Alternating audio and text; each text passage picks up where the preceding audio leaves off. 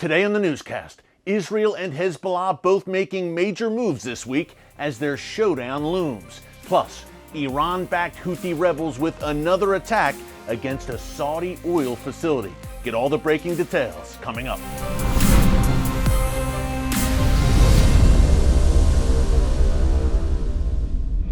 Hey folks, Erick Stakelbeck here. Welcome to the Watchman Newscast.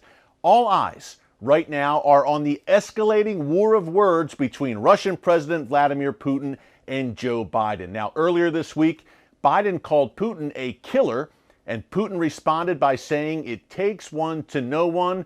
Folks, who knows where this goes from here? In the meantime, though, as that was all unfolding, there was a very important meeting in the Russian capital of Moscow. A delegation from the Iran-backed terrorist organization Hezbollah was in Russia this week for 4 days, meeting with top Russian officials, including Russian Foreign Minister Sergei Lavrov. Now, this Hezbollah delegation was led by Mohammed Raab. He is the head of Hezbollah's parliamentary bloc in the Lebanese government. More on that in a minute.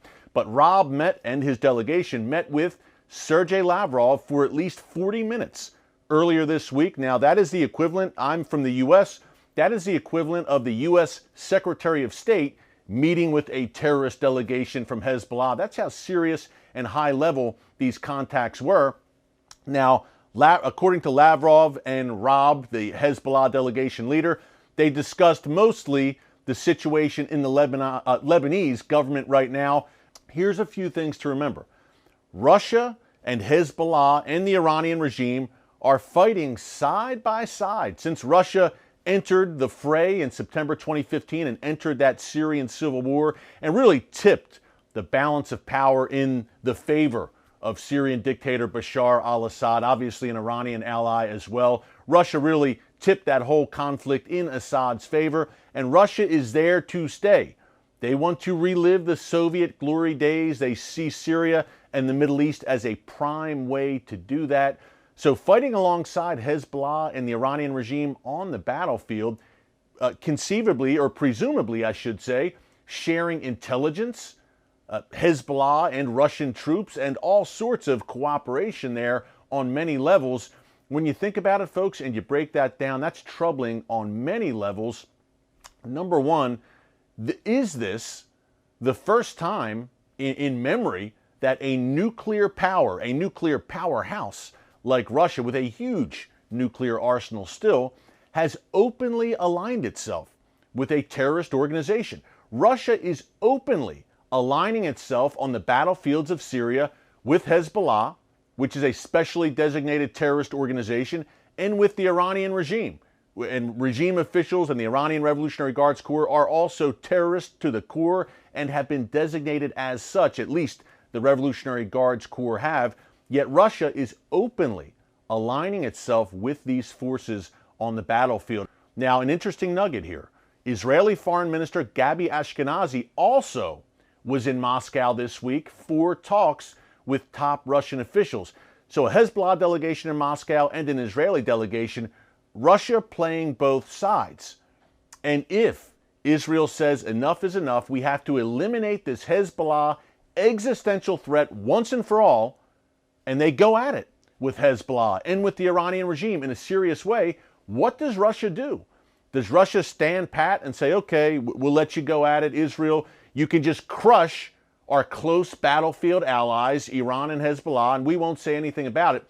Folks, I find that hard to believe. I'm not saying Russia would intervene directly, but I think there would be great pressure on Israel applied by Russia. I think we have to be realistic about it. Russia has been very critical of Israel over the past few months about Israel's stance against Iran, the looming Iran threat, the Iran nuclear program.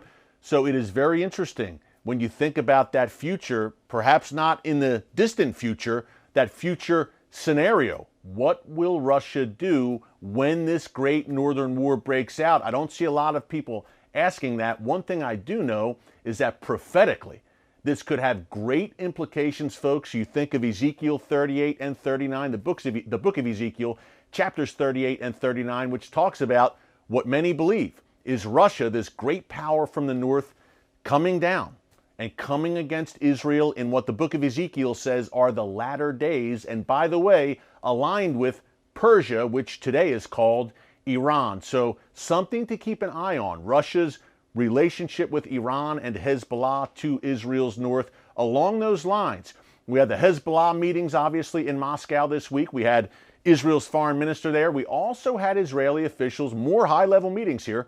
Israeli officials, Aviv Kochavi, who is the chief of staff for the Israel Defense Forces, and Israeli President Rivlin, they have been traveling this week throughout Europe and visiting with European leaders in Germany, Austria, and France. Just yesterday, Thursday, March 18th, they met with French President Emmanuel Macron, and the purpose of these high-level Israeli officials meeting with high-level European officials is for Israel to basically give them a heads up and a warning and say, hey, Iran is marching towards the bomb and Hezbollah is amassing a massive rocket and missile arsenal at our border. If you don't do something about it, we're going to be forced to do something about it because this is an existential threat to the state of Israel. It's real simple, folks. That is the message being delivered in European capitals this week by Israeli officials. Aviv Kochavi yesterday, the Israeli chief of staff, in his meeting with Emmanuel Macron, the French president, Kochavi said, look, Hezbollah is amassing thousands of rockets and missiles in civilian areas intentionally in Lebanon. This is a situation we cannot live with. And last week, the Israel Defense Forces released an assessment saying that in that next conflict, Hezbollah could launch some 2,000 rockets per day into Israel. 2,000 per day. So it's no wonder that Israeli officials are in Europe trying to galvanize some support against what is an existential threat. The Iranian nuclear program and an Iranian bomb, and Hezbollah armed to the teeth with over 150,000 rockets and missiles, probably more, aimed at every inch of Israel. One major trigger, or perhaps the major trigger for that great northern war between Israel, Hezbollah, and the Iranian regime would be these precision-guided munitions, PGMs for short. Basically, if Hezbollah can get its hands on missiles that are precision-guided, which can hit the mark, Israel considers that a major game changer. That's why Israel has been conducting military strikes against Iran and Hezbollah in Syria over the past few years, probably hundreds, if not thousands of strikes, particularly in many cases targeting these PGMs. If Hezbollah gets their hands on these precision-guided munitions, all bets are off. So that could very well be the trigger for the Great Northern War, and you can bet that Israeli officials are sharing that information with their European counterparts this week in Germany, Austria, and France. Hey, last thing to mention before we go, some breaking news here. It's Friday, March 19th, as I come to you this morning. Early this morning, Saudi officials reported that there was yet another drone strike against a Saudi oil facility. Now, this was an oil facility in the Saudi capital of Riyadh.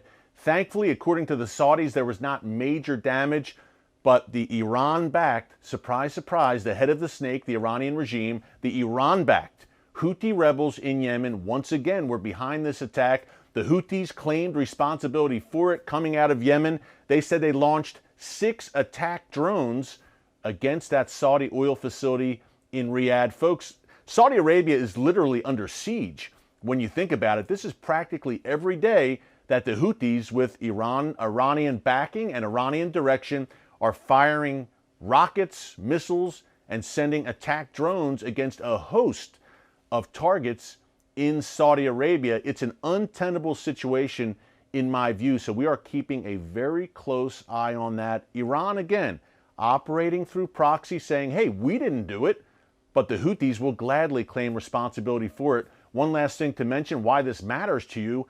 Well, if Saudi Arabia's oil facilities or a major Saudi oil facility is knocked offline for a considerable amount of time, you will feel it in your wallet no matter where you live because gas prices will soar, rest assured.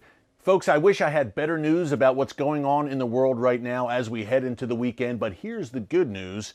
God Almighty still sits on the throne. He is sovereign over this entire situation. He sees what's going on. He will never leave or forsake you, and I believe he will not leave or forsake his land, the land of Israel. So be encouraged. God is moving. We did a story earlier this week on the newscast. You can check it out in our archives, Tuesday, March 16th, about the discovery of new fragments from the Dead Sea Scrolls. God is speaking to us today, right now, in 2021. Are we listening? If you are, you will have the peace that surpasses all understanding, no matter what Hezbollah and Iran and Russia do. Hey, thanks for joining us this week on The Watchman. Until Monday, God bless you.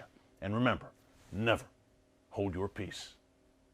Hey everyone, thanks for checking out the Watchman Newscast. If you enjoyed this episode and want to see more, make sure you go ahead and hit the like button, click subscribe, and tap the bell icon to turn on notifications for new Watchman Newscast episodes every weekday.